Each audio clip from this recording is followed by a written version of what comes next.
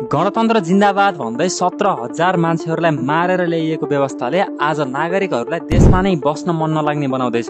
जुन देशको राजालाई अमेरिका जस्तो देशले उच्च कोटिको सम्मान गर्थ्यो, आज त्यसै देशका नेताहरूलाई इन्डियाले समेत सामान्य वडा अध्यक्षलाई गर्ने भन्दा पनि तल्लो स्तरको स्वागत गर्छ। राजतन्त्र हटेपछि नेपालबाट हजारौं जनालाई रोजगारी दिएका धेरै उद्योगहरू पनि बन्द भएर गए।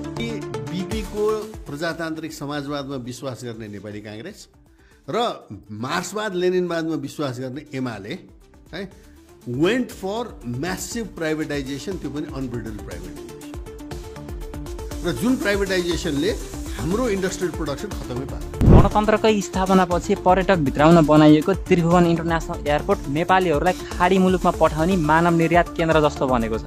गुणस्तरीय शिक्षा, स्वास्थ्य, रोजगारी, आत्मनिर्भरता, नागरिक सुरक्षा जस्ता आधारभूत नागरिक हकहरू पनि नेपालीहरूको लागि सपनाको संसार बनेर बसेका छन्। केही जमात तामसिक गुण भएका मान्छेहरूको व्यक्तिगत स्वार्थले गर्दा भोलि फेरि झुल्किन्छ भन्ने कुराको कुनै ग्यारेन्टी नदिइकन देशमा घाम अस्ताउँदैछ।